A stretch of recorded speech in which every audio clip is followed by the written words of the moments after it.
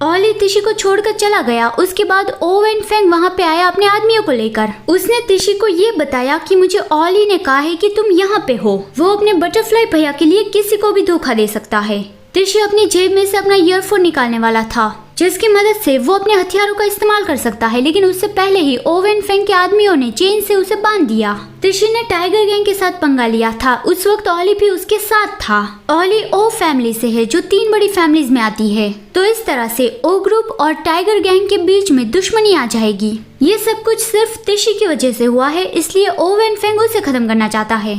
तिशी कहता है कि मैं ऑली को फंसा नहीं रहा हूँ, वो अपनी मर्जी से मेरे साथ रह रहा है। अगर आपको मुझ पे यकीन नहीं है तो जाके ऑली से पूछ लीजिए। ओ वेन फेंग कहता है कि ऑली तुम्हें धोखा दे रहा है, तुम अब भी उस पे क्यों भरोसा कर रहे हो। तिशी कॉन्फिडेंटली कहता है वो मुझे कभी धोखा नहीं देगा, लेकिन ओ वेन फेंग ने उसे एक रिकॉर्डिंग सुनाया जिसमें ऑली कह रहा था कि तिशी यहाँ पे गार्बेज यार्ड में है, जल्दी से तुम उसे यहाँ से ले जाओ। ऑली तो ही फेंग से कह रहा था कि तुम उसे अपने ऑर्गेनाइजेशन में वापस ले जाओ। उसने ओ वेन फेंग को कॉल नहीं किया था, लेकिन ओ वेन फेंग ने तिशी को पूरा रिकॉर्डिंग नहीं सुनाया है। तिशी को अब भी ओ वेन फेंग की बात पे यकीन नहीं हो रहा था, लेकिन उसे याद आया कि ऑली हमेशा ही अपने बटरफ्लाई भैया के बारे में उससे पूछता रहता है। तो फिर तिशी ने ओ वेन फेंग की बात पे यकीन कर लिया कि आखिरकार उसने अपने बटरफ्लाई भैया को ही चुना। लेकिन असलियत में ऐसा नहीं था। ऑली ने तो ही फेंग को ही कॉल किया था, लेकिन ही फेंग ने ही ओ वेन फेंग को बता दिया। पहले भी तिशी जब खतरे में था तब ही फेंग खुद को रोक नहीं पाया और उसे बचाने आ गया था, लेकिन इस बार उसने कैसे भी करके खुद को रोक लिया और तिशी को मौत के मुंह में डाल दिया।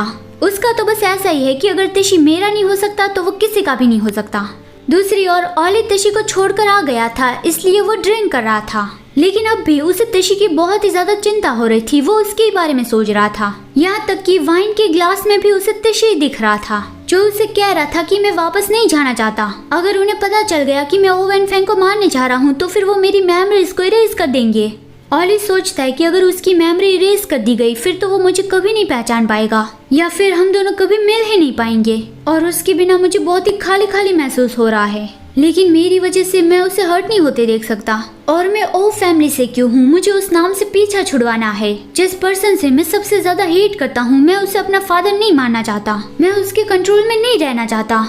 उस बात को सोचते हुए ही उसने वाइन का ग्लास तोड़ दिया। उसे काफी सारी हंसने की आवाजें सुनाई देने लगी कि तुम कुछ भी नहीं कर सकते, तुम्हारी रगों में ओ फैमिली का खून दौड़ रहा है, तुम उससे नहीं भाग सकते। ऑली अपना सर पकड़ के रोने लगा कि मैं ये सब कुछ कैसे खत्म कर सकता हूँ।